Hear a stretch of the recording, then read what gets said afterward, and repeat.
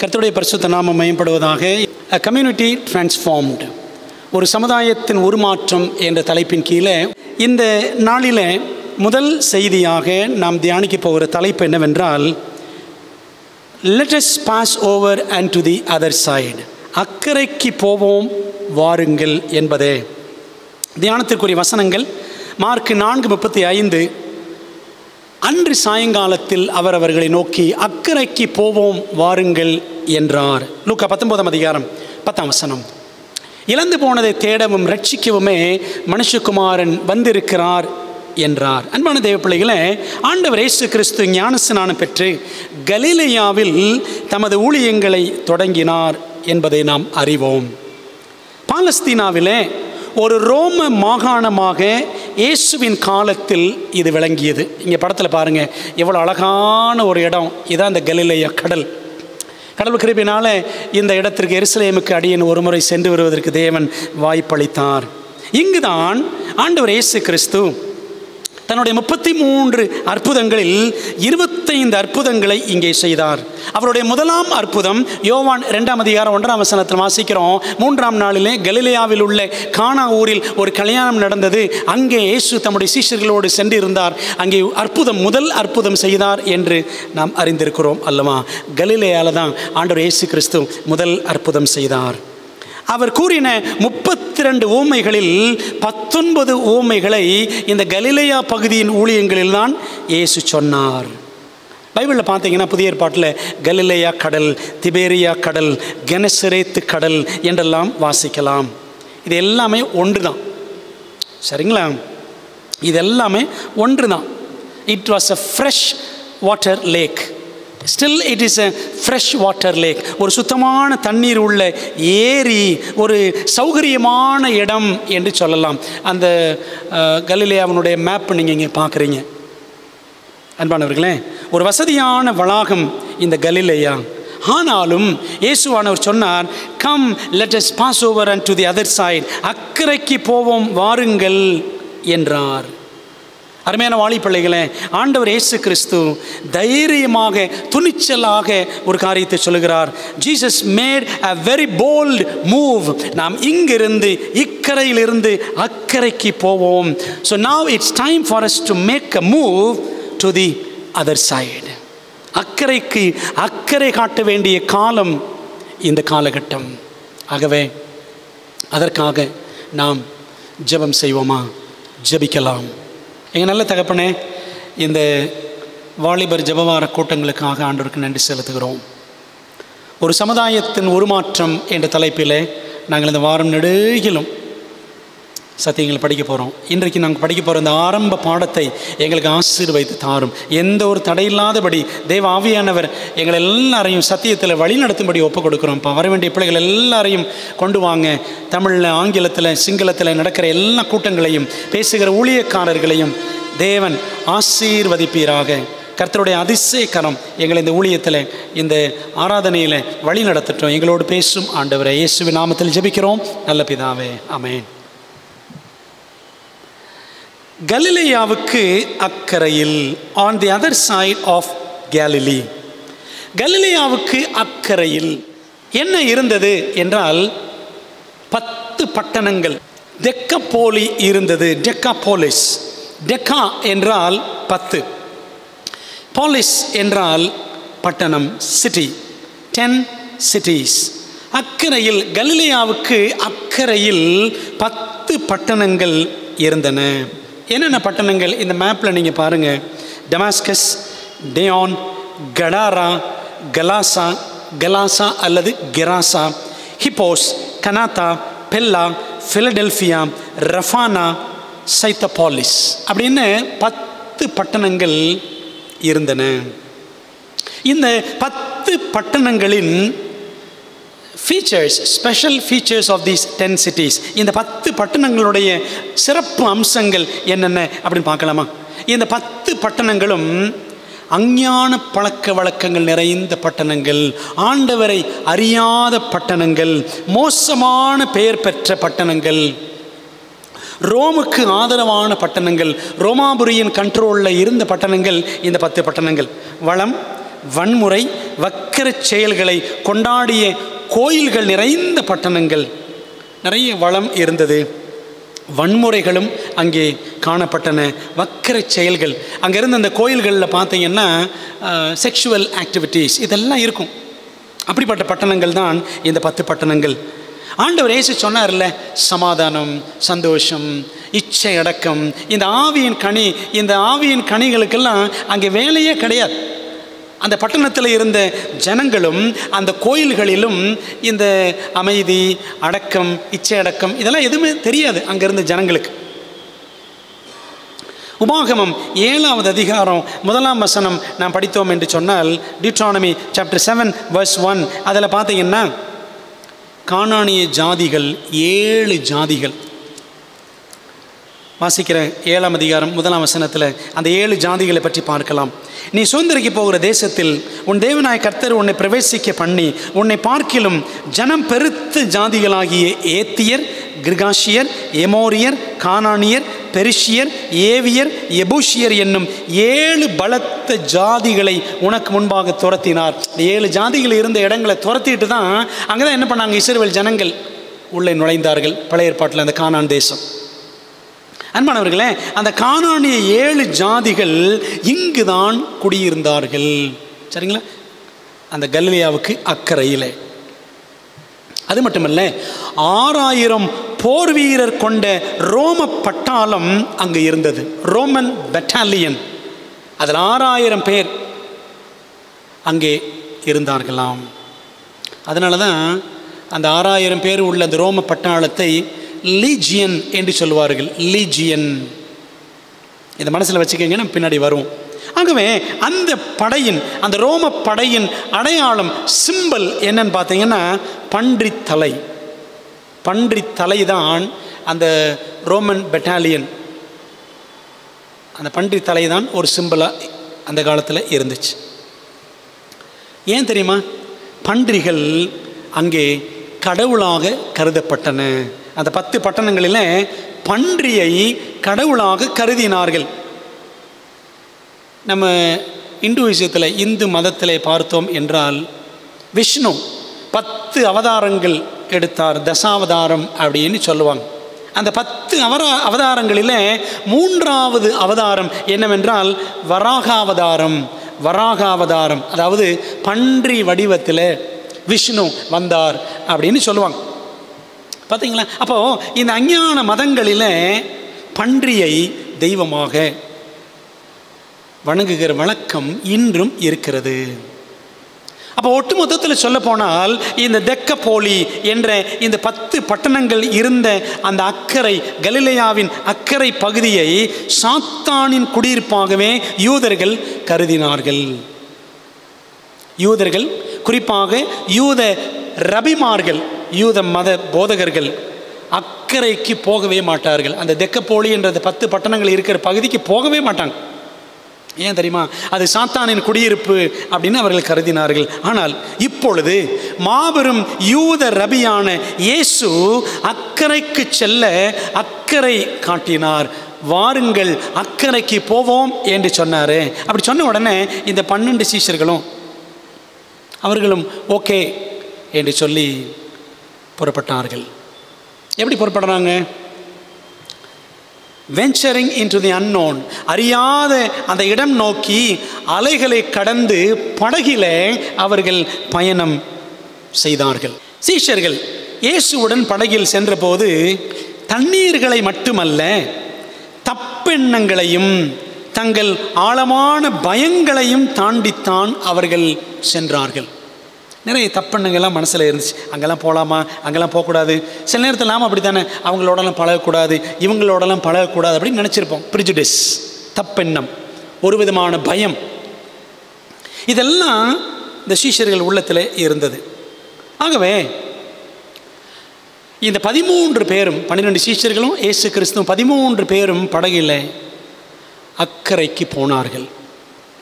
அக்கறையில் அந்த 13 பேரை வரவேற்க ஒரு நபரும், ஒரு பெரிய கூட்டம் கூட வரவில்லை. ஒரு நபர் கூட சந்தோஷமாக இயேசுவை, அந்த சீஷர்களை வரவேற்க வரவில்லை.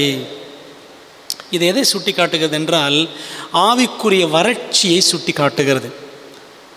சத்தியத்தை அறிந்தவர்கள் அங்கே யாருமே இல்லை. ஆனால் ஒருவன் வந்தான் என்கிறது மார்க்கு மற்றும் லூக்கா சுவிசேஷங்கள். 2 பேர் வந்தார்கள் என்கிறது மத்தேயு சுவிசேஷம். சரிங்களா? மார்க்கில் 5ஆம் அதிகாரம் முதல் 20 வசனங்கள், லூக்கா 8ஆம் அதிகாரம் 26லிருந்து 40 வசனங்கள், மத்தேயு 8ஆம் அதிகாரம் 28லிருந்து 34 வசனங்கள். இதெல்லாம் நீங்கள் படித்து பாருங்கள். மத்தேயு சுவிசேஷத்தில் 2 பேர் ஓடி வந்தார்கள் அப்படின்னு நீங்கள் படிக்கலாம். மார்க்கு மற்றும் லூக்கா சுவிசேஷத்தில் படித்தோம் என்று சொன்னால் ஒருவன் வந்தான் அப்படின்னு சொல்லப்பட்டிருக்கும். அவன் பெயர் என்னவென்றால் லேகியோன் என்று மார்க் 5ஆம் அதிகாரத்தில் நாம் வாசிக்கிறோம்.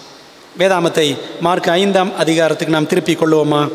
மார்க் சாப்டர் 5, மார்க் 5ஆம் அதிகாரத்துக்கு நாம் கவனத்தை செலுத்துவோம்.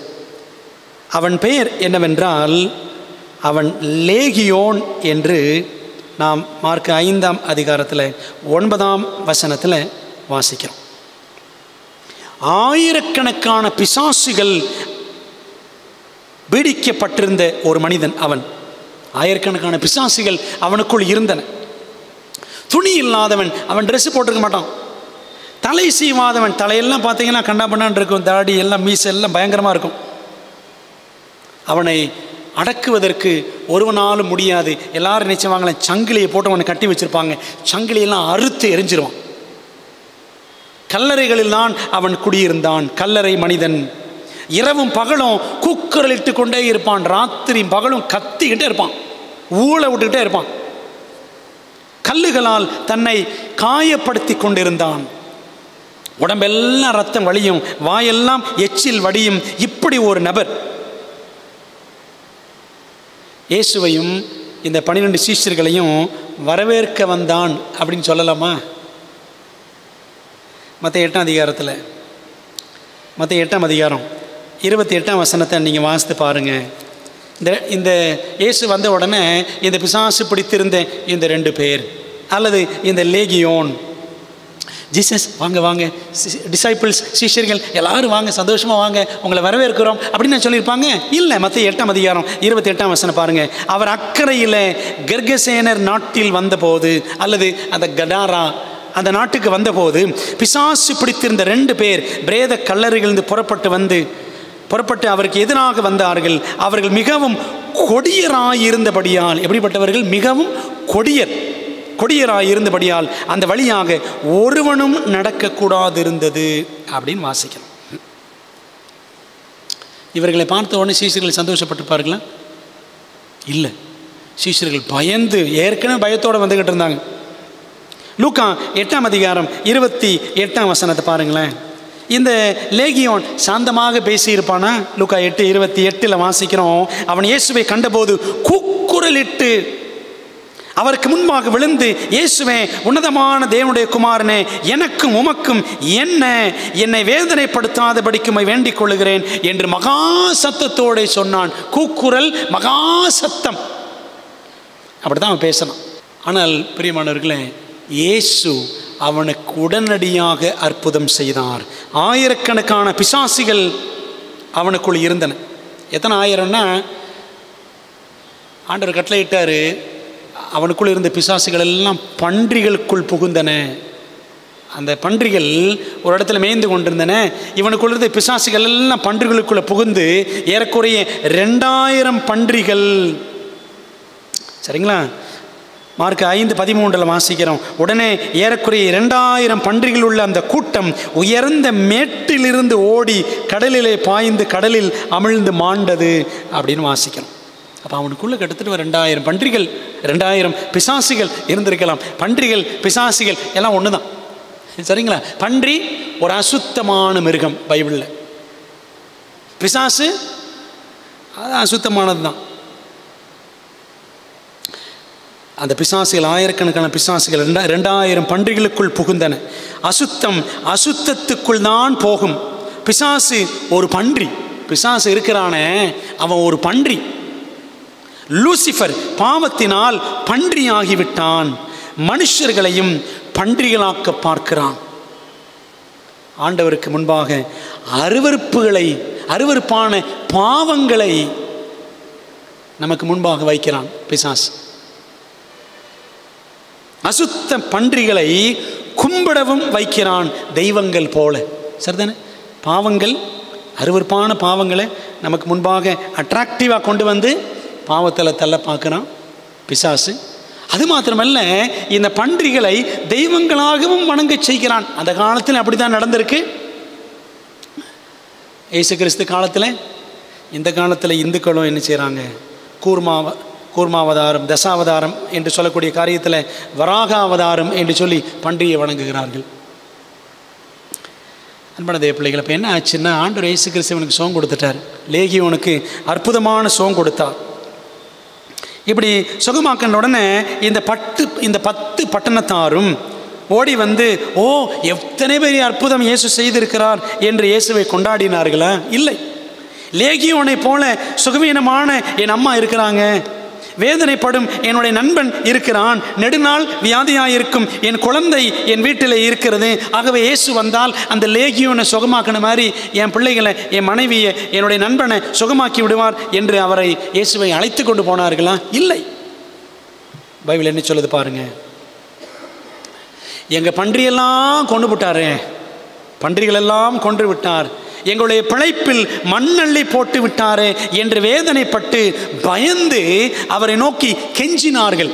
அந்த ஜனங்கள் என்ன கெஞ்சினாங்க தெரியுமா? லூக்கா 8ஆம் அதிகாரம் 37ஆம் வசனத்தை நாம் பார்க்கலாமா? லூக்கா 8ஆம் அதிகாரம் 37ஆம் வசனம் சொல்லுது, அப்பொழுது கதரேனருடைய, கதாரா, சரிங்களா, அந்த இடத்துக்கு பேர் என்ன? கதாரா. கதரேனருடைய சுற்றுப்புறத்தில் உள்ள திரளான ஜனங்கள் எல்லாரும் மிகவும் பயமடைந்தபடியினாலே தங்களை விட்டு போகும்படி அவரை வேண்டிக் கொண்டார்கள்.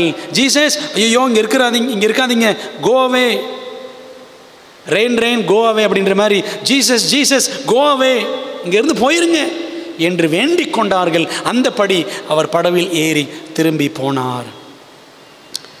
பிரியமானவர்களே, இந்த ஜனங்களுக்கெல்லாம் பயம். somebody from the other side, அந்த பக்கத்திலிருந்து, அக்கறையிலிருந்து இக்கரைக்கு ஒருத்தர் வந்திருக்கிறாரு. somebody from the other side is going to have an agenda, he will act superior or be judgmental.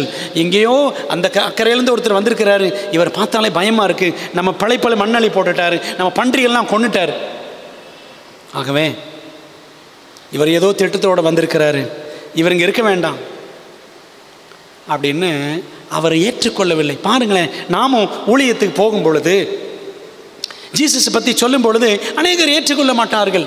இவர் என்ன திட்டத்தோடு வந்திருக்கிறார் அப்படின்னு நம்மை பார்த்து பயப்படுவார்கள், நம்மோடு பழக மாட்டார்கள். இது நடக்கும். நம் ஊழியம் செய்யும் பொழுது இது போன்ற எதிர்ப்பு, பயம் மற்றவர்களால் வெளிக்காட்டப்படும். உடனே நாம் எதிர்த்து விட வேண்டுமா? இயேசு எதிர்த்தாரா? இல்லை. இயேசு பாருங்க, அவர் படவில் ஏறி திரும்பி போயிட்டார். என்ன நடந்துச்சு அப்படின்னா, அவர் போவதற்கு முன்பதாக இந்த பிசாசுகள் நீங்கி சுகமான அந்த மனிதன் லேகியோன் என்ன செய்கிறான்? மாபெரும் மாற்றம் அடைந்த அவன், ஒரு பெரிய அற்புத சுகத்தை பெற்ற அவன் என்ன செய்தானா, இயேசுவானவர் காலில் விழுந்துட்டான். காலில் விழுந்து, ஆண்டவரே நான் உங்கள் கூட வர்றேன் அப்படின்னு சொன்னான். சரிங்களா? அவனுக்கு புத்தி தெளிந்தது, உட்கார்ந்தான் அப்படின்னு படிக்கிறோம். மார்க் 5ஆம் அதிகாரம் 15ஆம் வசனத்தை நீங்கள் பிறகு படித்து பாருங்கள். அவனுக்கு புத்தி தெளிஞ்சிச்சு, ஒரு இடத்துல உட்கார்ந்தான், வஸ்திரம் தரித்தான் அப்படின்னு பார்க்குறோம். இன்றைக்கி நம்ம பாருங்களேன், உட்காரக்கெல்லாம் டைம் இல்லை, பைபிள் படிக்கலாம் நேரம் இல்லை, ஓடிக்கிட்டே இருக்கிறோம். பைபிள் படிக்கிறதுக்கும் ஜெபம் பண்ணுறதுக்கும் ஆண்டவரை தேடுறதுக்கும் டைம் இல்லையா? ஓடிக்கிட்டே இருக்கிறோமா? லேகியோனை கொஞ்சம் யோசித்து பாருங்கள். நாமும் லேகியோன் மாதிரி இருக்கிறோமா? யோசித்து பார்ப்போம்.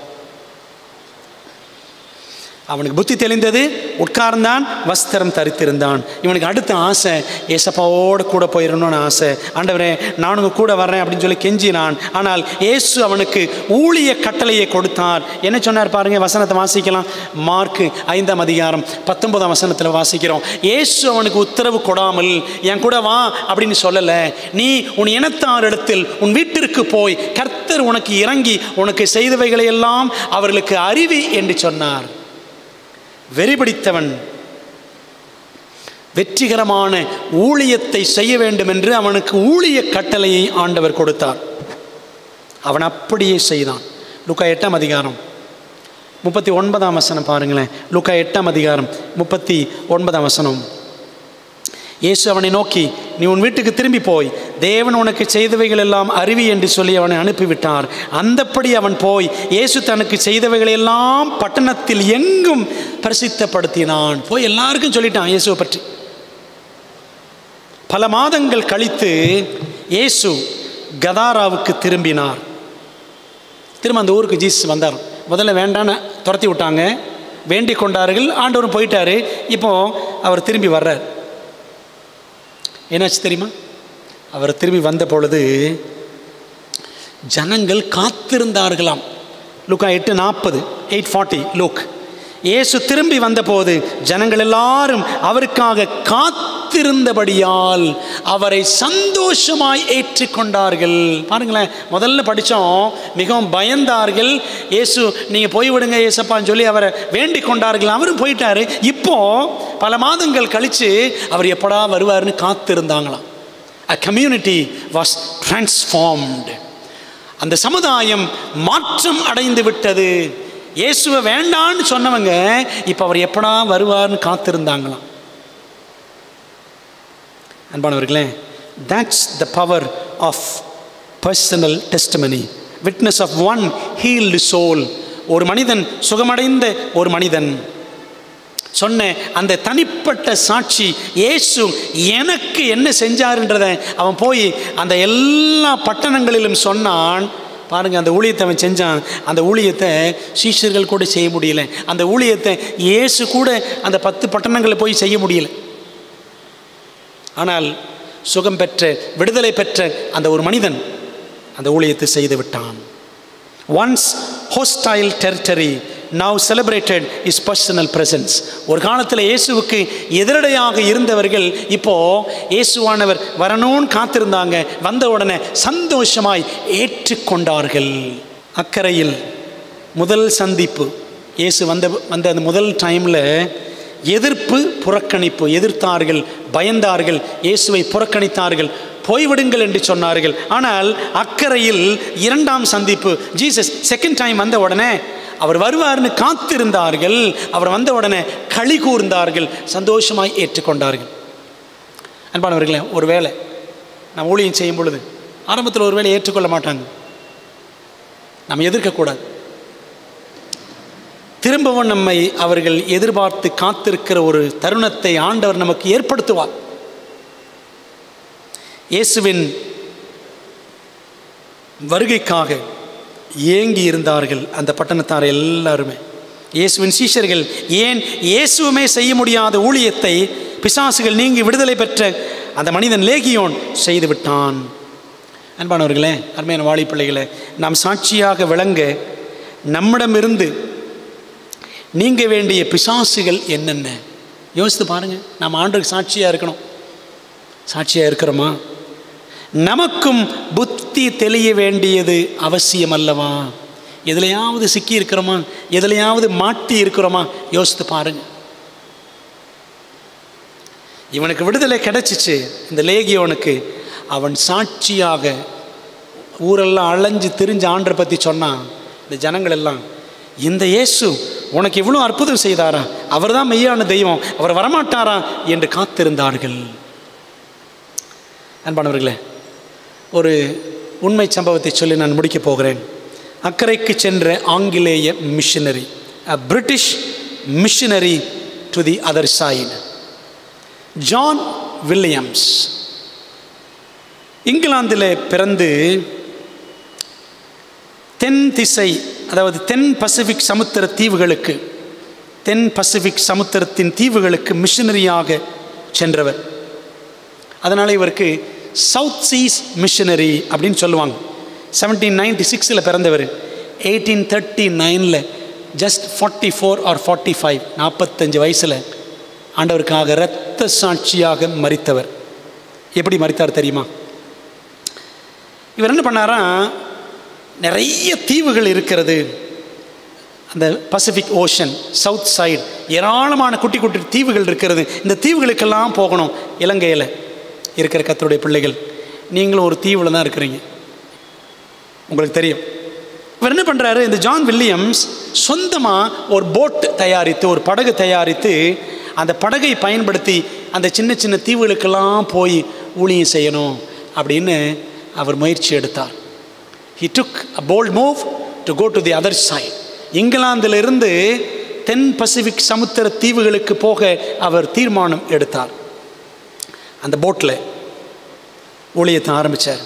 அன்பும் தியாகமும் மிக்க அந்த ஊழியத்தால் அநேக சின்ன சின்ன தீவுகளுக்கு சென்று ஏராளமான கேனிபல்ஸ், நரமாம்ச பட்சினிகளை இயேசுக்குள்ளாக வழி நடத்தினார்.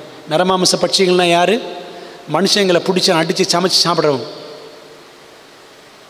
வெகு தொலைவில் உள்ள ஒரு தீவு எரோமங்கா தீவு, எரோமங்கா என்ற ஒரு தீவு. ஸோ அந்த தீவுக்கு போகணும். அங்கேயும் நிறைய கேனிபல்ஸ் இருக்கிறாங்க, நரமாம்ச பட்சினிகள். இவங்களுக்கெல்லாம் இயேசுவை பற்றி சொல்ல வேண்டும் என்று அவர் தீர்மானித்தார். ஏற்கனவே இவர் மூலமாக இயேசுவை ஏற்றுக்கொண்டு மனம் திரும்பி இருந்த அநேகர் சொன்னாங்க, இவங்களும் நரமாம்ச பட்சினிகளாக இருந்தவங்க தான். இவங்க சொன்னாங்களாம், இல்லை இல்லை ஐயா அங்கே போகாதீங்க, மிஷினரி அவர்களே அங்கே போகாதீங்க, எரோமங்கா அங்கே போகாதீங்க, அங்கே இருக்கவங்களாம் மிக மோசமானவர்கள், உங்களை அடித்து கொண்டு சமைச்சு சாப்பிட்டுருவாங்க அப்படின்னு சொன்னாங்களாம். ஆனால் இவர் உள்ளத்தில் ஏசாயா 6ஆம் அதிகாரத்தில் இருக்குல்ல, யார் நமது காரியமாய் போவான், யாரை நான் அனுப்புவேன் அப்படின்னு ஆண்டவர் கேள்வி கேட்ட உடனே ஏசாயா தீர்க்கதரிசி சொன்னார்ல, இதோ அடியேன், நான் இருக்கிறேன் ஆண்டவரே, என்னை அனுப்பும் ஏசாயா சொன்னார். பார்த்தீங்களா? ஏசாயா 6ஆம் அதிகாரம் 8ஆம் வசனம். அதே போல் இந்த ஜான் வில்லியம்ஸும், ஆண்டவரே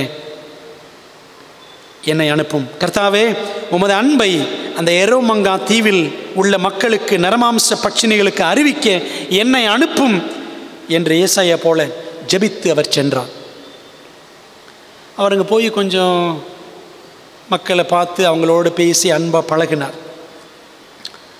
அப்படி இருந்த நாட்களில் அப்படி ஒரு நாள் எல்லாரோடு பழகிட்டு இருக்கும் பொழுது காட்டுக்குள்ளே ஒரு பயங்கரமான கூச்சல், ஆரவாரம், சத்தம் கேட்குது.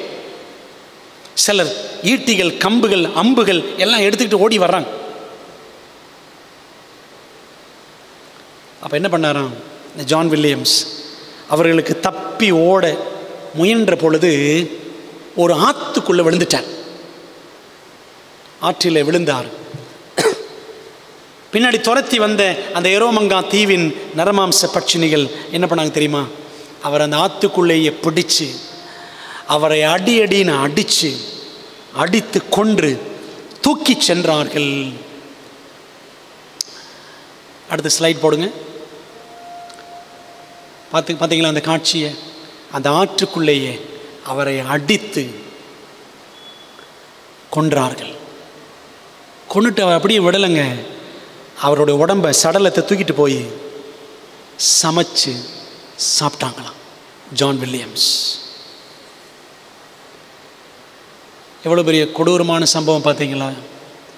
யாருக்கு போய் சத்தியம் சொல்லணும்னு போனாரோ, கொஞ்சம் பேர் நல்லா பழகுனாங்க, ஆனால் ஒரு கூட்டம் ஓடி வந்து அவரை அடித்து கொன்று சமைத்து தின்றார்கள். 44-45 வயசு தான் ஜான் வில்லியம்ஸுக்கு. சில ஆண்டுகள் கழித்து அங்கே மிஷினரிகள் சென்றார்கள். எரோமங்கா தீவுக்கு மிஷினரிகள் போகிறாங்க.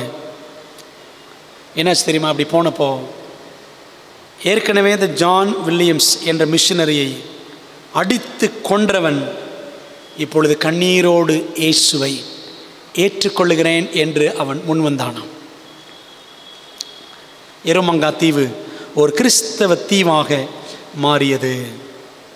அன்பான வாலி பிள்ளைகளே, இன்றைக்கு உங்களுக்கு முன்பதாக ஆண்டவர் ஒரு கேள்வியை வைக்கிறார். பரலோகம் ஒரு சவாலை உங்களுக்கு முன்பாக வைக்கிறது. What is your other side? உங்களுடைய அக்கறை எது? உங்களுடைய கம்ஃபர்டபுள் ஜோன், உங்களுடைய வசதி வளாகத்தை, உங்களுடைய அந்த வசதியான ஒரு இடத்தை விட்டுவிட்டு நீங்கள் எங்கே போக வேண்டும்? யாருக்கு சத்தியம் சொல்ல வேண்டும்? கொஞ்சம் யோசித்து பாருங்கள். நீ ஒருவேளை ஒரு தீவுக்கெல்லாம் போகணும்னு அவசியம் இல்லை, கடல் கடந்து போகணும் அப்படின்லாம் கிடையாது. நீங்கள் இருக்கிற இடத்துல உங்கள் காலேஜில், உங்கள் ஸ்கூலில், உங்கள் நெய்பர்ஸ், அக்கம் பக்கத்தில் இருக்கிறவங்க, உங்களோட ட்ராவல் பண்ணுறவங்க, டெய்லி உங்களோட ட்ராவல் பண்ணுறவங்க, இப்படி யாராவது இருப்பாங்க. இவங்களுக்கெல்லாம் ஆண்டவர் இயேசுவை பற்றி சொல்ல வேண்டாமா? சத்தியம் அறியாமல் இருளில் கிடக்கும் அநேகருக்கு இயேசுவின் அன்பை எடுத்து கூற நீங்களும் நானும் தைரியம் காட்ட வேண்டும். அன்பானவர்களே, அந்த லேகியோன் ஒருவன் மூலமாக, இயேசுவானவர் அவனுக்கு செய்த அற்புதத்தின் மூலமாக அந்த சமுதாயமே மாற்றம் அடைந்தது. இன்றைக்கி ஆண்டவர் இயேசுவை அறியாமல் ஒரு பெரிய மாற்றம், ஒரு டிரான்ஸ்ஃபர்மேஷன் அடையாமல் இன்றைக்கி உலகத்தில் எவ்வளோ பேர் இருக்கிறாங்க. கொஞ்சம் யோசித்து பாருங்கள். முதல்ல உங்களுடைய வாழ்க்கை, என்னுடைய வாழ்க்கை அந்த டிரான்ஸ்ஃபர்மேஷன் அடைஞ்சிருச்சா? இயேசுவின் சத்தியத்தினால் நம்முடைய வாழ்க்கை மாறிவிட்டதா? யோசித்து பார்ப்போம். ஆண்டவருக்கு நம்ம ஒப்பு கொடுப்போம். ஆண்டவரே, என் மூலமாக ஒரு பெரிய மாற்றம் சமுதாயங்களில் உண்டாகட்டும் என்று நம்ம ஒப்பு கொடுப்போம். இந்த வாரம் நெடுகிலும் நாம் படிக்க போகிற சத்தியங்கள் எப்படி யூதர்களுக்கு, இந்துக்களுக்கு, முஸ்லீம்களுக்கு, புத்த மதத்தை சேர்ந்தவர்களுக்கு, இவங்களுக்கெல்லாம் எப்படி சத்தியத்தை கொண்டு போக போகிறோம். இலங்கையில் புத்த மதம் பரவலாக காணப்படுகிறது, நமக்கு தெரியும். இப்படி பலதரப்பட்ட மக்களுக்கு அக்கறையில் இருக்கிற, நாட் ரீச்சபிள், சென்றடைய முடியாத விதத்தில் தூரத்தில் இருக்கிற அநேகருக்கு எப்படி நாம் போய் சத்தியத்தை சொல்ல போகிறோம் என்பதைத்தான் இந்த வாலிபர் ஜெபவாரத்தில் கற்றுக்கொள்ள போகிறோம். So I request all the young people, எல்லா வாலிப்பிள்ளைகளுக்கு ஒரு கோரிக்கை, ஒரு நாள் கூட நீங்கள் தவறக்கூடாது. இன்றைக்கி நீங்கள் கேட்கக்கூடிய சத்தியத்தை நீங்கள் போய் ஒரு 2 பேருக்காவது சொல்லணும், சரிங்களா? நாளைக்கு புதுசாக இன்றைக்கி நிறைய பேரை ஜாயின் பண்ணுறதுக்கு கூட்டிகிட்டு வரணும். So spend time in God's presence, learning God's word. தேவ சமூகத்தில் உட்கார்ந்து தேவனுடைய வார்த்தையை கற்றுக்கொள்ள, தேவன் ஊழியத்திற்காக வைத்திருக்கிற வழிமுறைகளை கற்றுக்கொள்ள, எப்படி ஒரு சமுதாயத்தை நம்ம உருமாற்றம் அடைய செய்யலாம், அந்த வழிமுறைகளை கற்றுக்கொள்ள ஆண்டவர்கிட்ட நம்ம ஒப்பு கொடுப்போம். ஜெபிக்கலாமா? நல்ல தகப்பனே, இந்த முதல் நாள் வாலிபர் ஜெபவார கூட்டத்தை நீர் ஆசீர்வாதத்திற்காக நன்றி செலுத்துகிறோம். இந்த நாளிலே தமிழ், ஆங்கிலம் மற்றும் சிங்கள பாடங்களை கற்றுக்கொண்ட எல்லா வாலி பிள்ளைகளையும் கர்த்தர் ஆசீர்வதித்து, ஆண்டவரே, இன்னும் பெரியவர்கள் அநேகர் இருக்கிறார்கள், சத்தியத்தை கேட்ட எல்லாரையும் கர்த்தர் தொடுங்க. எங்களை முதலாக ஆண்டவர் மாற்றும்படி, டிரான்ஸ்ஃபார்ம் பண்ணும்படி ஒப்பு கொடுக்குறோம்ப்பா. லேகியோனை போல எங்களை தொடுங்க, எங்கள் புத்தி தெளியட்டும். ஆண்டவரை அநேகருக்கு சாட்சியாக எங்களை மாற்றும் ஒப்பு கொடுக்குறோம். ஆசீர்வதியும். தொடர்ந்து இந்த வாரம் முழுவதும் இந்த ஜெபவார கூட்டங்களை ஆசீர்வதிப்பீராக. நடத்துகிற பிள்ளைகளையும் ஆசீர்வதியும். இயேசுவின் நாமத்தில் ஜெபிக்கிறோம் நல்ல பிதாவே, ஆமென்.